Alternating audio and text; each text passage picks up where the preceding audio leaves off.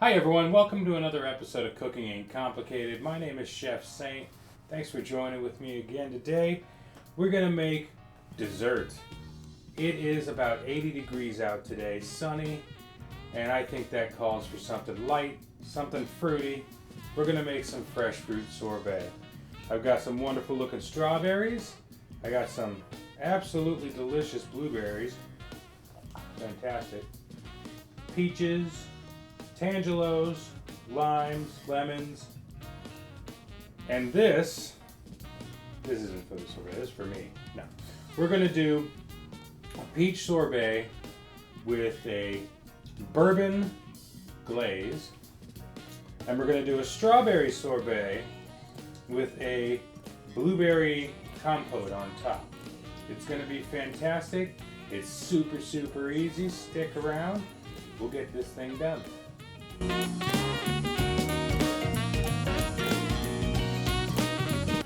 Alright guys, so the first thing we're going to do for the strawberry portion of this is we're going to start our water boiling about 400 degrees.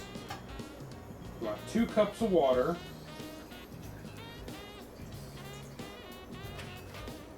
And you want 1 cup of sugar. And now the job here is to let that boil until the sugar is completely melted into that water. Basically, we're making a simple syrup. It's going to make it nice and thick, nice and sweet and sugary. It's going to be what gives us the sweet sugary punch that we're looking for. That's going to take about 5 minutes, so you want to check that occasionally. But while we're doing that, we're going to go ahead and start processing our strawberries. And all that's really going to require is cutting off the leafy bits.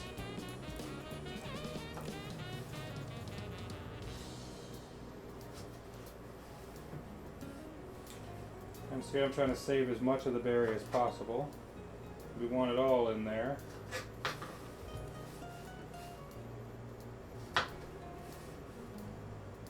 And what you need for this particular recipe is about a quart of strawberries. That's the typical size they sell them for in the markets.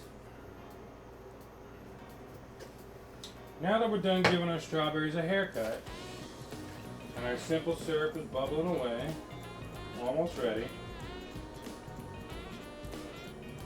Give that a quick stir again, work that sugar around and let it sit and burn. We're going to take our strawberries and we're going to put them in a food processor or a blender, whatever you've got, whatever you need to use. Take all these little scraps and put those in there.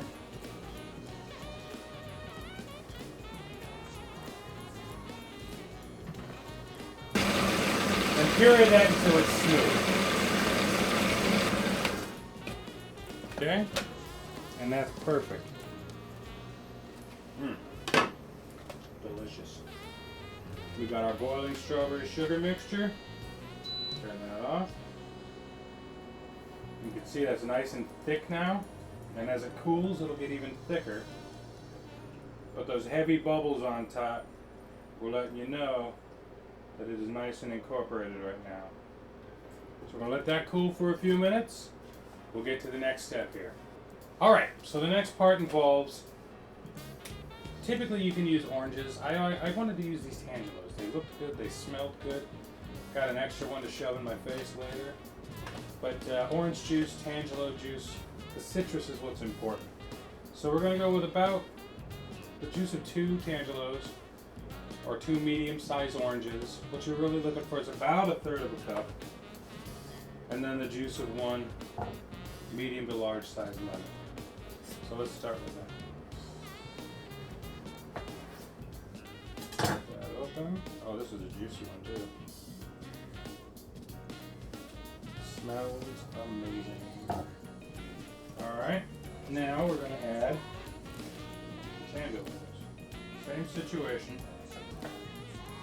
These are super juicy. Look at that.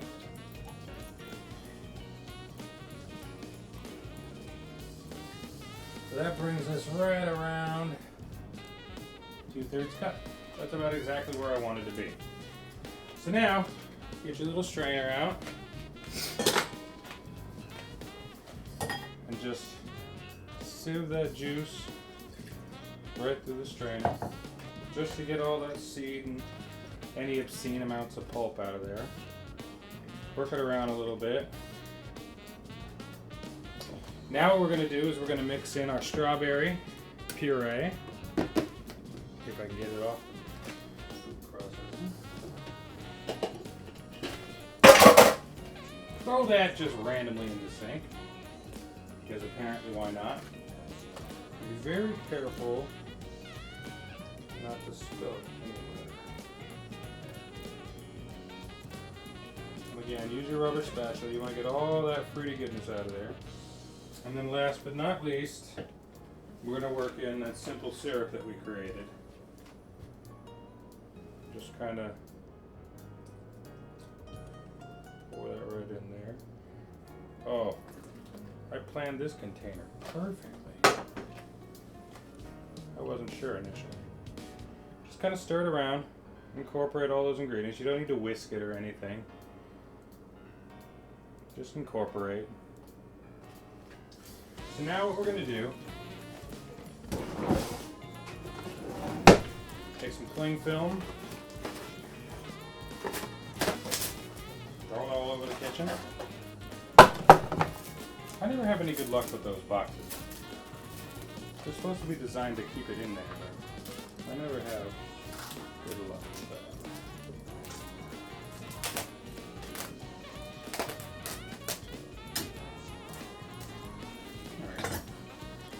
Make do with what you have. Cover that nice and tight and put that in your refrigerator for 2 hours to cool.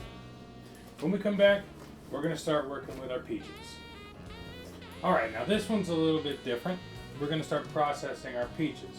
Now you can peel them if you want. I chose to leave the skin on for a more rustic kind of feel to it, but we'll see how that goes. Start loading them in batches into your food processor or your blender. Like that. I might actually have to do this in a couple parts just because my food processor is rather small. But let's go.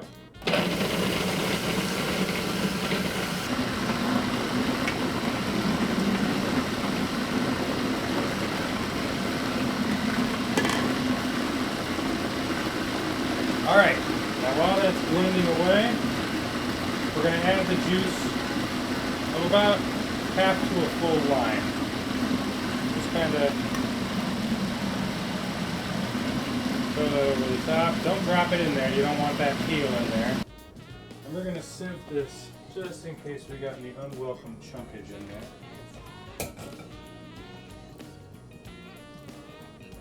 Look at how thick and wonderful that is.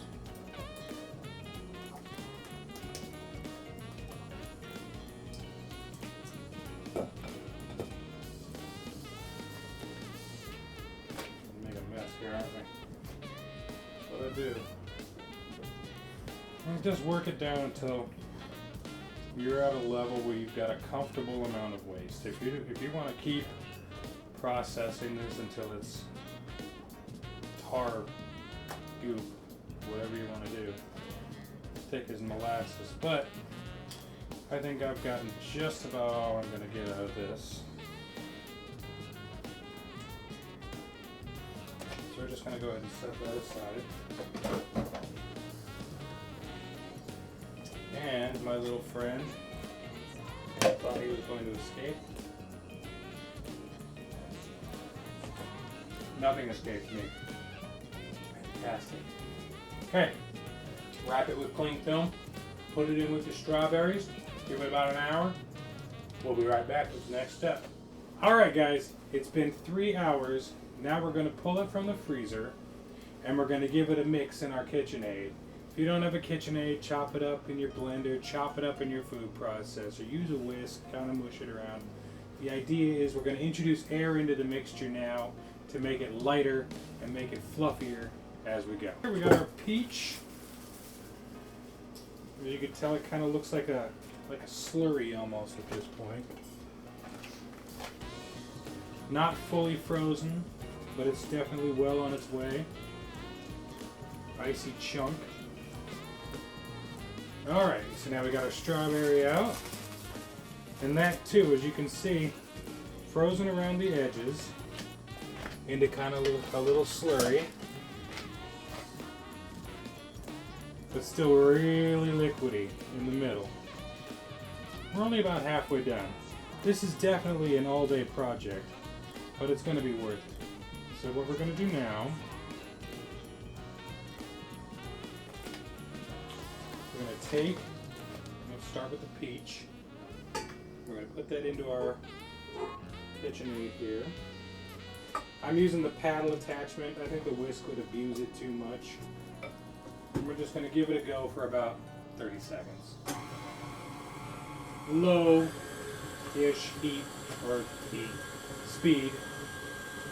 We don't want to go and abuse it too horribly much. There we go. Got it all broken up, still frozen. Or freezing.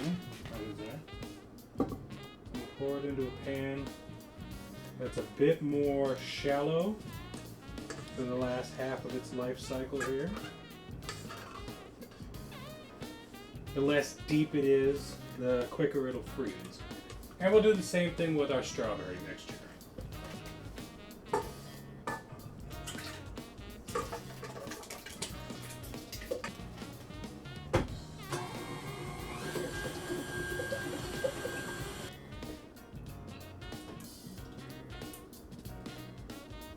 Not quite as shallow, but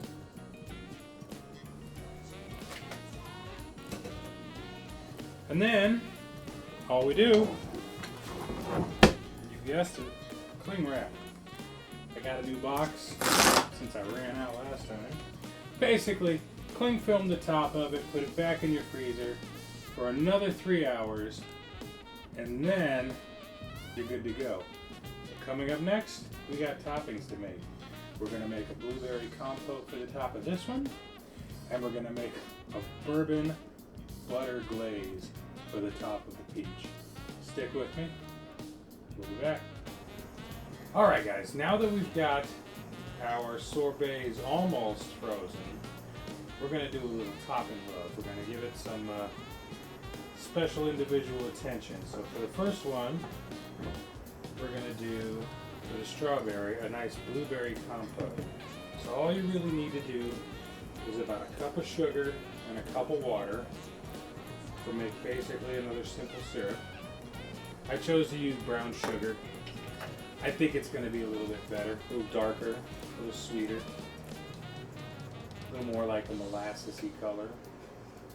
So let's get that on a burner on high and let that boil, or not boil really, you want to come to heat and start the bubbling process. So it's starting to melt that sugar and incorporate that sugar. So let's let that sit for a second. Now I got a whole bunch of these fresh, lovely blueberries this morning. Big and juicy, fantastic to taste. And then I've got about half of a medium lime and about half of a medium lemon. See, now that we got the bubbles going, you want to keep it working a little bit. You don't want to go too much, but you want to make sure that the sugar doesn't burn. You want it incorporated, not burned on the bottom.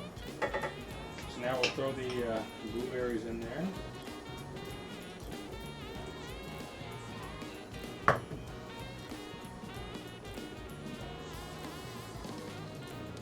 We'll hit it with the citrus towards the end. And really what you want to do now is you want to let that bubble down and reduce for about 8 to 10 minutes.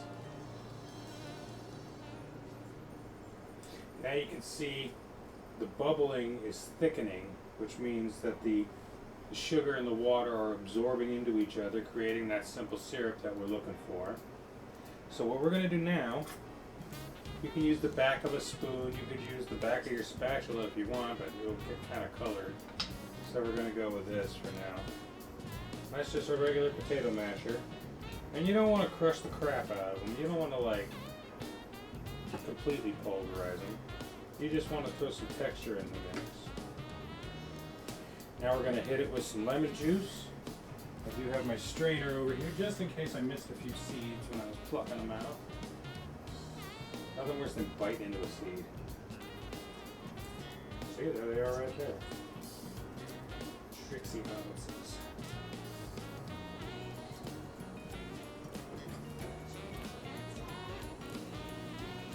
Give our lime a go. And that citrus won't really take away from the overall effect, but it will brighten it up considerably. And really, I mean, ironically, let the blueberry flavors just pop.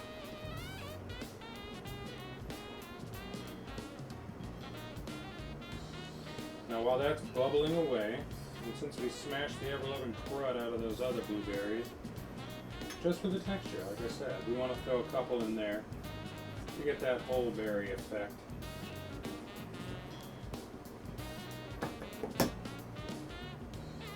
Look at how thick that's getting.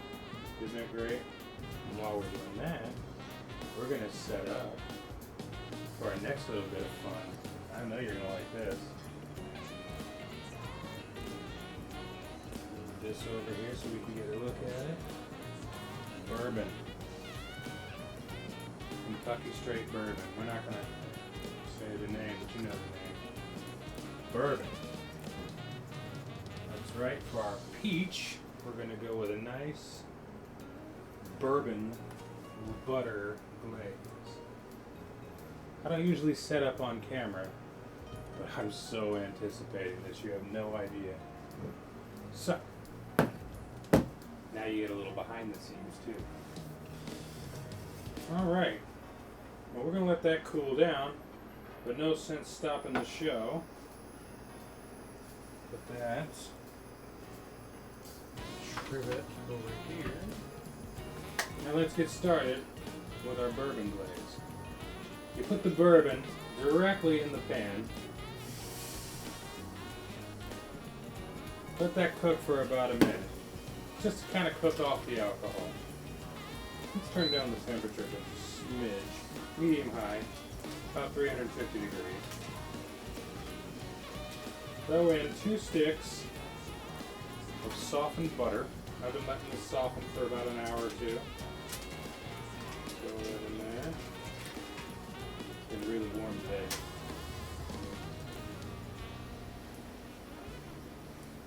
Ooh, don't use that one. You use this one. Let that butter and the bourbon melt into each other. Got about half a cup of water. Throw that in there too. We got 2 cups of brown sugar. We're going to chop that up. We want to let that melt before we hit the brown sugar, and we don't want it to get all complicated. And then we've got the juice of 1.5 lemons, and I'm going to couple that with the juice of half of one of those Tangelos from earlier.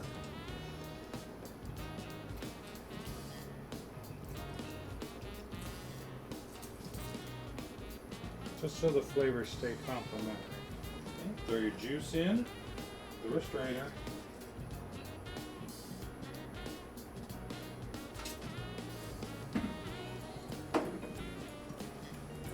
And I will throw in our sugar. Carefully, so it doesn't splash everywhere. Nothing worse than splashing all over hell and high water. Mix that in, incorporate that in. What you want is for this to be at a nice rolling boil for about 3 minutes, give or take. It does not take that long, 3 to 5 minutes at most. Now that our compote is finished, we're going to take that into a bowl.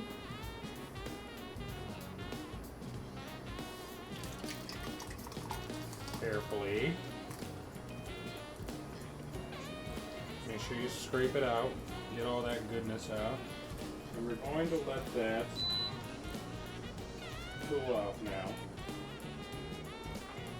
We're going to put both of those in the refrigerator to get just a bit more chilly. You don't want to put piping hot stuff on top of sorbet. That leads to melting, and that's not what we're going for. So what we're going to do is we're going to put these both in the refrigerator and let them cool. Coming up next, the finished product. All right, guys, it's been a long day. My biggest mistake was not putting this in a shallow enough pan. That's on me, I admit that. So it's not as frozen as I'd like it to be after being in there darn near all day. But the plus side is it can go right back in and freeze for the rest of the night, and I've got plenty to feed everybody for a long time. So we're gonna go with a nice scoop here. It's a little more liquidy than I'd hoped for. It's like a gelée almost.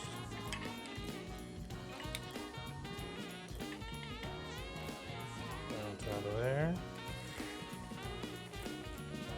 And the peach one froze a lot better than my friend the strawberry. Lesson learned.